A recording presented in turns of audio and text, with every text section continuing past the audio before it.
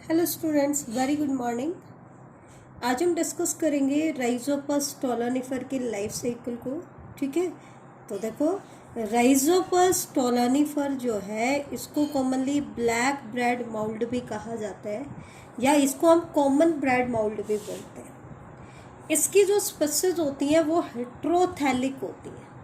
Heterothallic मतलब mail और female या प्लस और माइनस टाइप के जो हाइफे होते हैं वो अपोजिट मतलब डिफरेंट थैलस पे आपको मिलेंगे। एक ही थैलस के ऊपर आपको दोनों सेक्स ऑर्गन नहीं मिलेंगे। ठीक है, हाइफे जो होते हैं इनके वो एसेप्टेट होते हैं, सेप्टा की फॉर्मेशन नहीं होती है इनके अंदर। ब्रांच्ड होते हैं, ब्रांचिंग इनके केस में आपको देखने को मिलेगी, लेकिन सीनोसाइटिक हाइफे होते हैं। क्योंकि एसेप्टेट हाइफे है तो मल्टी न्यूक्लिएटेड कंडीशन क्रिएट हो जाएगी। दैट मीन्स हाइफे कैसे होंगे? सीनोसाइटिक हाइफे होंगे। ठीक है, और क्योंकि इनके अंदर nuclear division is not followed by septa formation, लेकिन सेप्टा की फॉर्मेशन कब होगी? या तो किसी सेनेसेंट पार्ट को सेपरेट करने के लिए, सेनेसेंट रीजन को क्या करने के लिए? बाकी रीजन से सेपरेट करने के लिए। अब सेनेसेंट क्या होता है? डेथ से जस्ट पहले वाला जो फेज होता है, मतलब उसके बाद उस पार्ट की डेथ होनी है तो उसके अंदर जो भी मोबिलाइजेबल न्यूट्रिएंट्स होते हैं वो मोबिलाइज कर जाते हैं, तो उस पार्ट को हम कहते हैं सेनेसेंट रीजन। तो सेनेसेंट रीजन को बाकी के सेप्टा से, बाकी के पार्ट से सेपरेट करने के लिए सेप्टा बन जाता है, या फिर अगर रिप्रोडक्टिव स्ट्रक्चर बनानी है तो ही आपका सेप्टा बनता है, अदरवाइज सेप्टा की फॉर्मेशन नहीं होती। हाइफल वॉल की अगर हम बात करें तो इसकी हाइफल वॉल में आपको काइटिन या फिर फंगल सेलुलोज आपको देखने को मिलेगा। फंगल सेलुलोज क्या है? ए पॉलीमर ऑफ एसिटाइल ग्लूकोसामीन। ये एसिटाइल ग्लूकोसामीन का एक पॉलीमर होता है। एसिटाइल ग्लूकोसामीन का फॉर्मूला क्या होता है? C8H13O5N। इसका होल N जो होता है, क्योंकि ये पॉलीमर है इसका, तो या तो काइटिन के या फंगल सेलुलोज के बने हुए हाइफल वॉल होती है इसकी। मोड ऑफ न्यूट्रिशन अगर हम देखें राइजोपस में, तो ये सैप्रोफिटिक मोड ऑफ न्यूट्रिशन को फॉलो करता है। किसको फॉलो करता है? सैप्रोफिटिक मोड ऑफ न्यूट्रिशन को फॉलो करता है। इसके अंदर जो एरियल हाइफे हैं वो डिफरेंशिएशन शो करते हैं। 4 टाइप के आपको हाइफे देखने को मिलेंगे। पहली टाइप है राइजोइडल हाइफे। राइजोइडल हाइफे जो होते हैं दे आर ब्रांच्ड हाइफे। ये ब्रांच्ड हाइफे होते हैं और इनका फंक्शन क्या होता है?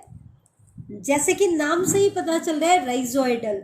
राइजोइडल क्यों? क्योंकि ये माइसीलियम को सबस्ट्रेटम के साथ फिक्स करेंगे।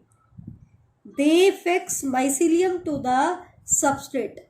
ठीक है, सबस्ट्रेटम के साथ इसको क्या करेंगे? फिक्स करेंगे। जैसे कि प्लांट में रूट्स होती हैं, वैसे ही इनके अंदर राइजोइडल हाइफे होते हैं जो कि इसकी बॉडी को सबस्ट्रेटम से अटैच करने में हेल्प करते हैं। होता क्या है, कैसे अटैच करते हैं? ये जो हाइफे होते हैं दे एंटर सबस्ट्रेटम, सबस्ट्रेटम में एंटर करते हैं। उसके बाद एंजाइम सिक्रीट करते हैं, सिक्रीट एंजाइम। और जब एंजाइम सिक्रीट हो जाते हैं तो डाइजेशन हो जाता है। तो इसके बाद ये एब्जॉर्ब कर लेते हैं सॉल्युबलाइज्ड फूड को। Absorb the solubilised food. Solubilised food को क्या कर लेंगे? एब्जॉर्ब कर लेंगे, क्योंकि एब्जॉर्प्टिव टाइप ऑफ न्यूट्रिशन होता है तो एब्जॉर्प्शन होगा। तो इस तरीके से ही ये क्या करते हैं, इनके राइजोइडल हाइफे जो है वो सबस्ट्रेटम में एंटर करते हैं, एंजाइम सिक्रेट करते हैं, डाइजेशन होता है और फिर सॉल्युबलाइज मैटर को एब्जॉर्ब कर लेते हैं। दूसरे टाइप के हाइफे आते हैं स्टोलानिफेरस हाइफे। राइजोइडल तो ब्रांच्ड हाइफे थे, लेकिन ये होते हैं बेटा अनब्रांच्ड हाइफे। कैसे हाइफे होते हैं? अनब्रांच्ड हाइफे होते हैं। और स्टोलोनिफेरस जो हाइफे होते हैं दे रन ऑब्लिकली, ऐसे तिरछे चलते हैं बेटा, ऐसे ऑब्लिक डायरेक्शन में चलेंगे, ना हॉरिजॉन्टल होगा ना ही वर्टिकल होगा। स्टोलोनिफेरस हाइफे मतलब जो स्टोलोन का काम करते हैं, उनका फंक्शन क्या होता है बेटा? They spread the mycelium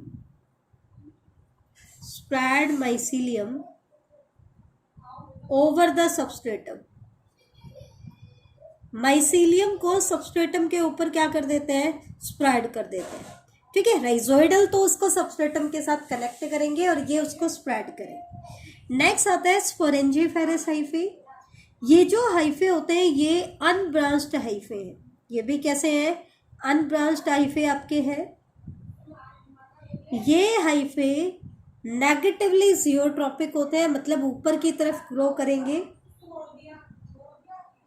earth crust की तरफ ग्रो नहीं करेंगे। स्पोरेंजिफेरस हाइफे, ये जो हाइफे होते हैं ये एसेक्सुअल रिप्रोडक्शन में हेल्प करते हैं। किसमें हेल्प करेंगे? एसेक्सुअल रिप्रोडक्शन में। नेक्स्ट आते हैं जाइगोफोर। जाइगोफोर जो हाइफे होते हैं ये भी अनब्रांच्ड हाइफे होते हैं। ब्रांच्ड हाइफे हमारे पास एक ही है, राइजोइडल, बाकी सारे कैसे हैं? अनब्रांच्ड है। ये बेटा सब एरियल होते हैं, मतलब बिल्कुल सरफेस के आसपास ही रहते हैं। ठीक है, ये सेक्सुअल रिप्रोडक्शन में हिस्सा लेते हैं। तो देखो अलग अलग हाइफे का अलग अलग फंक्शन है। राइजोइडल हाइफे फंगाई को सबस्ट्रेटम के साथ कनेक्ट करेंगे, स्टोलोनिफेरस उसको स्प्रेड करेंगे, स्पोरेंजिफेरस एसेक्सुअल रिप्रोडक्शन में हेल्प करेंगे, और जाइगोफोर जो होते हैं वो सेक्सुअल रिप्रोडक्शन में हेल्प करेंगे। तो ये देखो मैं आपको राइजोफोर का आपको डायग्राम दिखा रही हूँ। ठीक है, जो राइजोपस होता है उसमें हमने क्या कहा था? राइजोइडल हाइफे है, ये ब्रांच्ड हाइफे होते हैं। राइजोइडल हाइफे नीचे की तरफ ग्रो कर रहे हैं, सबस्ट्रेटम के साथ इसको कनेक्ट करेंगे। ये है स्पोरेंजियोफोर जो कि एसेक्सुअल रिप्रोडक्शन में हेल्प करेंगे। क्यों? क्योंकि इनके ऊपर जाकर के स्पोरेंजिया डेवलप होगा जिसके अंदर स्पोरेंजियोस्पोर की फॉर्मेशन होगी। यहाँ पर फिर से आपका क्या बन गया है? स्टेराइल टिश्यू, जिसको हम क्या कहते हैं? कॉल्यूमेला।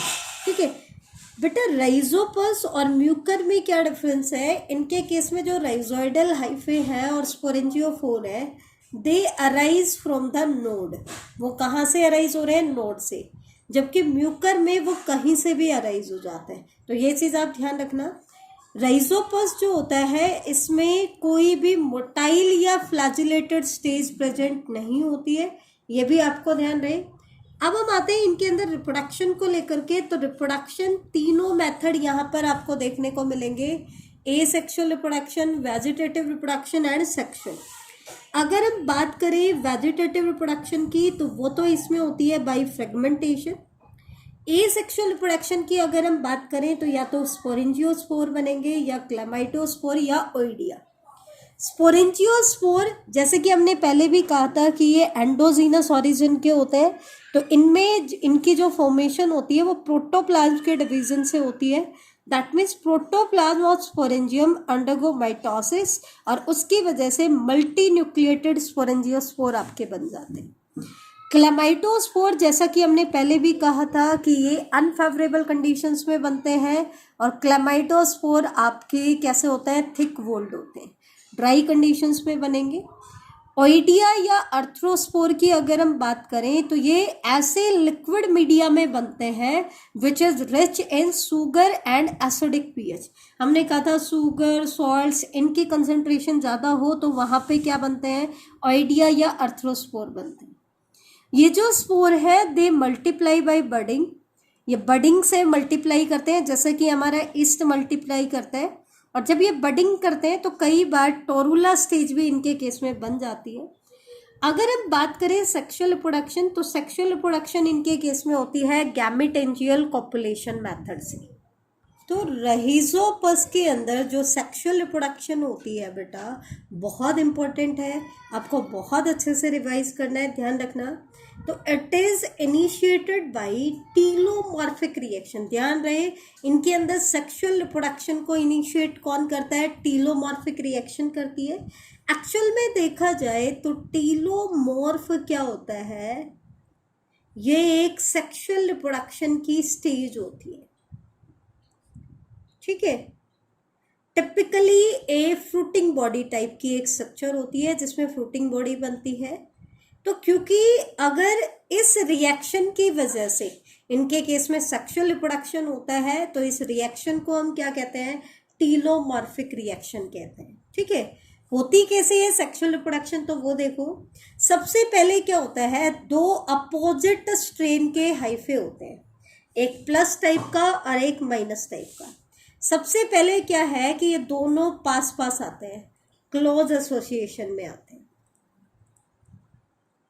और जैसे ही दो अपोजिट स्ट्रेन के माइसीलिया पास पास आएंगे, इन द सेम मीडियम आपके प्रेजेंट होंगे, तो उस केस में ये क्या प्रोड्यूस करते हैं, ट्राइस्पोरिक एसिड प्रोड्यूस करते हैं। वेरी इंपॉर्टेंट, क्या प्रोड्यूस करते हैं, ट्राइस्पोरिक एसिड प्रोड्यूस करते हैं। ठीक है, म्यूकर के केस में भी ट्राइस्पोरिक एसिड ही सेक्सुअल रिप्रोडक्शन को इंड्यूस कराता है, और यहां पर भी कौन इंड्यूस कराता है बेटा, ट्राइस्पोरिक एसिड। क्यों, क्योंकि ट्राइस्पोरिक एसिड की वजह से इनके अंदर जाइगोफोर की फॉर्मेशन होती है। It stimulate the formation of zygospore. बेटा जाइगोस्पोर नहीं बोल रहे हम, जाइगोफोर कह रहे हैं। फोर मतलब ये एक ऐसा हाइफे है जिसके ऊपर आगे जाकर के जाइगोस्पोर की फॉर्मेशन होगी। ठीक है, तो इसका मतलब क्या है, trisporic acid stimulate the mycelia to form a special type of subaerial hyphae, zygophore. क्योंकि जाइगोफोर क्या होता है, रिप्रोडक्टिव हाइफे होता है। क्या होता है, रिप्रोडक्टिव हाइफे। तो ये देखो हमारे पास दो अलग अलग टाइप के जाइगोफोर अब बन चुके हैं, एक प्लस माइनस टाइप का और एक माइनस टाइप का। फिर क्या होता है, जहां जहां पे प्लस और माइनस टाइप के हाइफे आपस में कांटेक्ट में आते हैं, वहां वहां पर बेटा प्रोगैमेटेंजिया की फॉर्मेशन हो जाती है। किसकी फॉर्मेशन हो जाती है, प्रोगैमेटेंजिया। अब प्रोगैमेटेंजिया की फॉर्मेशन होने के बाद क्या होता है बेटा, इसका जो लोवल पार्ट है वो तो कहलाता है सस्पेंसर, और जो आगे का पार्ट है जो फ्यूज होगा वो कहलाएगा गैमेटेंजिया। तो फिर इन दो माइसीलियम के जो गैमेटेंजिया होते हैं ये आपस में फ्यूज कर जाते हैं, और फ्यूजन से क्या होगा, क्योंकि ये भी गैमेटेंजिया मल्टी न्यूक्लिएटेड था और ये भी गैमेटेंजिया कैसा था, मल्टी न्यूक्लिएटेड, तो इनके न्यूक्लियाई जो है वही गैमीट का काम करते हैं। तो प्लस टाइप का गैमेटेंजिया में भी कुछ न्यूक्लियाई है, मान लो उसके अंदर 2 न्यूक्लियाई है, और माइनस टाइप में 3 न्यूक्लियाई है। अब दोनों गैमेटेंजिया आपस में फ्यूज हो जाते हैं, तो उसके बाद क्या होता है, इन न्यूक्लियाई की पेयरिंग होती है। पेयरिंग कैसे, एक प्लस टाइप का न्यूक्लियाई पेयरिंग करेगा किसके साथ, एक माइनस टाइप के साथ, एक प्लस का और एक माइनस का। जो अनपेयर्ड गैमेट रह जाते हैं, क्या रह जाते हैं, अनपेयर्ड न्यूक्लियाई रह जाते हैं, वो डीजनरेट हो जाएंगे। सिर्फ पेयर्ड जो होंगे सिर्फ वही डेवलप होंगे। तो फिर क्या होता है बेटा, इन दोनों गैमेटेंजिया के बीच में जो कॉमन वॉल होती है वो डिसॉल्व हो जाती है, और दोनों सीनोसाइट आपस में क्या हो जाते हैं, फ्यूज हो जाते हैं। और इनके फ्यूजन से जो फर्स्ट डिप्लॉयड जाइगोट बनता है, ये रेस्टिंग स्पोर बनता है। पहले जाइगोट बनता है और फिर जाइगोट से क्या बनता है, एक रेस्टिंग स्पोर बनता है जिसको हम कहते हैं जाइगोस्पोर। जाइगोस्पोर जो होता है ये डार्क ब्राउन और ब्लैक कलर का होता है। इसके जो साइटोप्लाज्म होता है उसके अंदर रिजर्व फूड मटेरियल भी होता है, और बहुत सारे डिप्लॉयड न्यूक्लियाई इसके पास है। आउटर लेयर ऑफ जाइगोस्पोर जो है उसके ऊपर स्कल्पचरिंग या स्पाइनी अपीयरेंस, ऐसी आउटग्रोथ भी आपको देखने को मिलेगी। बेटा एक चीज ध्यान रखना, बाई चांस फंगाई में गैमेटेंजिया जो है वो कंजुगेशन से फ्यूज ना हो, दैट मीन्स कंजुगेशन उनमें फेल हो जाए, तो उस केस में फ्यूजन तो होगा नहीं, तो इनके गैमेटेंजिया ही जाइगोस्पोर की तरह बिहेव करना शुरू कर देते हैं। लेकिन वो जाइगोस्पोर नहीं है, उनको फिर हम बोलेंगे बेटा पैरेंथोसोम। तो जाइगोस्पोर और पैरेंथोसोम में क्या डिफरेंस है, जाइगोस्पोर तो दो अपोजिट गैमेटेंजिया के फ्यूजन से बन रहे हैं, लेकिन पैरेंथोसोम जो है वो गैमेटेंजिया से विदाउट फ्यूजन बन रहे हैं। ठीक है, फिर आगे क्या होता है बेटा, जाइगोस्पोर को कन्वर्ट होना होता है जाइगोस्पोरेंजियम में। तो इसके लिए क्या होता है, जाइगोस्पोर के अराउंड 5 लेयर्ड वॉल डेवलप होती है, ठीक है। और 5 लेयर्ड वॉल जब इसके अराउंड डेवलप हो जाती है तो ये कहलाता है जाइगोस्पोरेंजियम। क्या कहलाता है, जाइगोस्पोरेंजियम, ठीक है। अब क्या होता है बेटा, इसके अंदर जाइगोस्पोरेंजियम में कन्वर्ट होने के बाद इसके अंदर मियोसिस होता है। तो ध्यान रखना, मियोसिस कब होगा, जब जाइगोस्पोर जर्मिनेट करेगा। जब ये जर्मिनेट करता है तो इसके अंदर मियोसिस होता है। अब बेटा एक चीज ध्यान से देखना, इसकी फॉर्मेशन तो किससे हुई, एक प्लस और एक माइनस टाइप के गैमेटेंजिया के फ्यूजन से। तो इसने जब मियोसिस किया तो ये हैप्लॉइड न्यूक्लियाई बनाएगा, और वो भी दोनों टाइप के, 2 प्लस टाइप के और 2 माइनस टाइप के। लेकिन बेटा क्या होता है, इन 4 न्यूक्लियाई में से सिर्फ एक ही न्यूक्लियाई सरवाइव करता है, बाकी के डिजनरेट हो जाते हैं। और जो भी न्यूक्लियाई सरवाइव करता है वो कॉन्टिन्यूअस माइटोसिस करता है, कॉन्टिन्यूअसली मैनी टाइम्स माइटोसिस करता है, ताकि हैप्लॉइड न्यूक्लियाई का नंबर बढ़ जाए। लेकिन डिफरेंस क्या आएगा, पहले तो प्लस और माइनस टाइप के दोनों थे, अब क्या होगा, एक ही टाइप का होगा, मे बी प्लस या मे बी माइनस, लेकिन नेवर बोथ, क्योंकि इनमें से सिर्फ एक ही सरवाइव करेगा और सिर्फ वही माइटोसिस करता है। तो न्यूमरस हैप्लॉइड टाइप के आपके न्यूक्लियाई बन जाएंगे, लेकिन वो सिर्फ एक ही टाइप के होंगे, या तो प्लस या माइनस। फिर इसके बाद क्या होता है, जूस्पोरेंजिया का प्रोटोप्लास्ट डेवलप होता है, और प्रोटोप्लास्ट डेवलप होने के बाद इसका जो स्वोलन प्रोटोप्लास्ट होता है वो एक हाइफे की फॉर्म में बाहर आता है, और इस हाइफे को हम क्या कहते हैं, प्रोमाइसीलियम। फिर क्या होता है, इस प्रोमाइसीलियम के टिप के ऊपर डेवलप होता है जर्म स्पोरेंजियम, ठीक है। क्या डेवलप होता है, जर्म स्पोरेंजियम। जर्म स्पोरेंजिया किसकी फॉर्मेशन करेगा, यूनिन्यूक्लिएटेड जर्म स्पोर की फॉर्मेशन करेगा।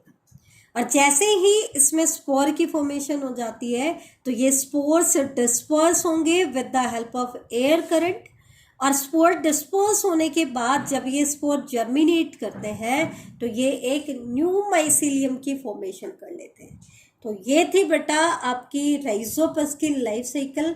इम्पॉर्टेंट है, ध्यान रखना सेक्सुअल रिप्रोडक्शन में कि ट्राइस्पोरिक एसिड की जो फॉर्मेशन होती है वो स्टिमुलेट करती है सेक्सुअल रिप्रोडक्शन को। ये इनका इंपॉर्टेंट पॉइंट है, ये चीज़ आप ध्यान रखना। तो एक डिफरेंस ज़्यादातर पूछा जाता है, म्यूकर और राइजोपस में क्या डिफरेंस होता है, बहुत इंपॉर्टेंट है। तो म्यूकर आपका कोप्रोफिलस फंगस था जो कि कैटल डंग के ऊपर ग्रो कर रहा था, इसलिए उसको हम डंग माउल्ड भी कह रहे थे। जबकि राइजोपस जो होता है इसको हम ब्रेड माउल्ड कहते हैं। म्यूकर के केस में जो स्पोरेंजियोफोर डेवलप होता है वो सिंगली डेवलप होता है, जबकि राइजोपस में हमने क्या देखा, वो ग्रुप्स में बनते हैं। राइजोपस में जो स्पोरेंजियोफोर की फॉर्मेशन और राइजोइडल हाइफे की जो फॉर्मेशन होती है वो सारी की सारी नोड से फॉर्मेशन होती है, और 2 नोड के बीच का जो पार्ट होता है उसको हम स्टोलोन कहते हैं। तो इनमें स्टोलोन भी प्रेजेंट होता है, और स्पोरेंजियोफोर और राइजोइडल हाइफे की फॉर्मेशन नोड से होती है। जबकि इनके केस में, म्यूकर के केस में ऐसा नहीं होता है। स्पोरेंजियोफोर और राइजोइड से जो है वो किसी भी पार्ट से अराइज हो जाते हैं, और इनके केस में स्टोलोन भी क्या होता है बेटा, एब्सेंट होता है। अब हम आते हैं नेक्स्ट क्लास के ऊपर, दैट इज ड्यूटेरोमाइसिटीज। तो ये हम एनसीईआरटी में पढ़ चुके हैं कि ड्यूटेरोमाइसिटीज के मेंबर्स को हम कॉमनली इम्परफेक्ट फंगाई भी कहते हैं। क्यों कहते हैं, क्योंकि इनका सिर्फ हमें एसेक्सुअल या वेजिटेटिव फेज हमें नॉन है, इनका सेक्सुअल रिप्रोडक्शन हमें नॉन नहीं है, ठीक है। तो ये से ध्यान रखना। और एसेक्सुअल रिप्रोडक्शन इनमें किसके थ्रू होगी, कॉनिडिया के थ्रू। इन फ्यूचर जब भी इनके अंदर सेक्सुअल रिप्रोडक्शन के बारे में हमें पता चल जाएगा तो इनको हम यहाँ से हटा करके इनके रिस्पेक्टिव क्लास में ट्रांसफर कर देंगे, इसलिए इनको हम कह रहे हैं बेटा, क्या कर रहे हैं, इम्परफेक्ट फंगस। इनका जो माइसीलियम होता है वो सेप्टेट और ब्रांच्ड होता है। मोड ऑफ न्यूट्रिशन की अगर हम बात करें तो large number of them are decomposers of litter, इसलिए लीटर मतलब freshly deposited matter, and help in mineral cycling. लेकिन इसके कुछ मेंबर्स जो होते हैं वो सैप्रोफाइट या पैरासाइट भी होते हैं। For example Alternaria, कॉलिटोट्राइकम, trichoderma. बेटा ये तो था हमारा एनसीईआरटी का पार्ट। अब हम थोड़ा सा डिटेल में ले लेते हैं इसके एग्जांपल्स को लेकर के। मेन चीज़ वही है आपकी। तो पहला, जैसे मैंने कहा था ना, लेट ब्लाइट ऑफ पोटैटो, वो तो कौन कॉज कर रहा था? फाइटोप्थोरा इन्फेस्टेंस, ठीक है। लेकिन अर्ली ब्लाइट ऑफ पोटैटो कौन कॉज करता है बेटा? अल्टरनेरिया सोलेनाई, ये ड्यूटेरोमाइसीटीज का मेंबर है। ऐसे ही ये बहुत इंपॉर्टेंट है, red rot of sugar cane. Sugar cane के केस में जो रैड रॉट होता है वो किसकी वजह से होता है? कॉलिटोट्राइकम फल्केटम, ये ड्यूटेरोमाइसीटीज का मेंबर है। और red rot of sugar cane जो होता है ये मेनली शुगर के केन, मतलब जो शुगर का जो केन पार्ट होता है जो हम कंज्यूम करते हैं, जूसी पार्ट होता है, और उसकी लीफ, उनको अफेक्ट करता है। और उनके केस में ये क्या कराता है बेटा? अगर लीफ को अफेक्ट करता है तो लीफ की विदरिंग हो जाती है, लीफ गिर जाते हैं, तो प्रोडक्टिविटी कम हो जाती है क्योंकि लीफ फोटोसिंथेटिक पार्ट होता है। और केन को अगर अफेक्ट करते हैं तो उनके केस में जूस कंटेंट को कम कर देते हैं। इसी तरीके से सिसेम और brown leaf spot of rice जो डिजीज है ये किसकी वजह से होता है? हेलमिंथोस्पोरियम ओराइजे की वजह से। हेलमिंथोस्पोरियम ओराइजे की जो सेक्सुअल स्टेज होती है उसको हम कहते हैं कॉक्लियोबोलस मियाबियनस। ये भी इंपॉर्टेंट है, ध्यान रखना। ये जो डिजीज है इसकी वजह से बंगाल फैमिन जो आया था 1943 वाला, उसके लिए यही आपका फंगाई रिस्पॉन्सिबल था। नेक्स्ट डिजीज आता है टिक्का डिजीज ऑफ ग्राउंडनट। तो इसका कॉजल एजेंट कौन सा है? सर्कोस्पोरा पर्सोनाटा। अब टिक्का डिजीज में होता क्या है? सर्कुलर नेक्रोटिक डार्क ब्राउन और ब्लैकिश लीफ स्पॉट डेवलप हो जाते हैं किसके ऊपर? ग्राउंडनट के, ठीक है। नेक्स्ट आपके एग्जाम्पल आता है wilting. Very very important example है, ध्यान देना, इंपॉर्टेंट एग्जाम्पल है, पूछा जाता है एग्जाम में। क्योंकि सेल जो आपका लास्ट चैप्टर होता है प्लांट ग्रोथ एंड डेवलपमेंट, उसमें भी हम इसको पढ़ेंगे, ठीक है बेटा। विल्टिंग कौन कॉज करता है? फ्यूजेरियम। ये क्या करता है? ट्रैक्यूरी एलिमेंट्स को ब्लॉक कर देते हैं। विल्टिंग का मतलब क्या होता है बेटा? वाटर की डेफिशिएंसी के साइन आने शुरू हो जाते हैं, ठीक है। तो ऐसा क्यों होता है? क्योंकि फ्यूजेरियम जो फंगाई है वो ट्रैक्यूरी एलिमेंट जो वाटर कंडक्शन का काम करते हैं उनको ब्लॉक कर देते हैं। किस किस में? पोटैटो, टोमेटो, कॉटन, बनाना, पीजन पी, इनके केस में, ठीक है। एक और इसका फ्यूजेरियम की एक स्पीसीज देखना, फ्यूजेरियम मोनिलिफोमे, या इसी को हम जिब्रेला फ्यूजिकोराई भी कहते हैं। इट कॉज बैकेन और fullest seedling disease of rice. बहुत इंपॉर्टेंट है। जो पहला जिब्रेलिन प्लांट हार्मोन था उसकी जो डिस्कवरी की गई थी वो इसी फंगाई के एक्सट्रैक्ट से की गई। जापान में जो राइस सीडलिंग थी उनका इंटरनोडल डिस्टेंस 1.5 टाइम इंक्रीज हो गया था। किसकी वजह से? इस डिजीज की वजह से। और उसका कोज क्या था? ये फंगस थी, ठीक है। अगला एग्जाम्पल आता है ट्राइकोडर्मा। तो ट्राइकोडर्मा में this fungus is used in biological control of other fungi. ध्यान रखना, ये दूसरे फंगाई को कंट्रोल करता है। और ये क्या प्रोड्यूस करता है? एलिलोकेमिक्स बनाता है। क्या बनाता है? एलिलोकेमिक्स, एंटीबायोटिक प्रॉपर्टी वाले जो केमिकल्स होते हैं उनकी फॉर्मेशन करता है। नेक्स्ट एग्जाम्पल आता है अर्थ्रोबॉट्रिस। अर्थ्रोबॉट्रिस जो है इट फीड्स ऑन नीमेटोड्स, इसलिए इसको हम नीमेटोफेगस फंगाई भी कहते हैं। ये नीमेटोड पे कैसे फीड करता है बेटा? नीमेटोड्स ये क्या करता है? निमेटोटॉक्सिन की प्रोडक्शन करता है जो कि उसको पैरालाइज कर देते हैं। क्या कर देते हैं? पैरालाइज कर देते हैं। तो ये थे बेटा आपके एग्जाम्पल किसके? ड्यूटेरोमाइसीटीज के। तो ये क्लास में आपका इतना ही पार्ट था।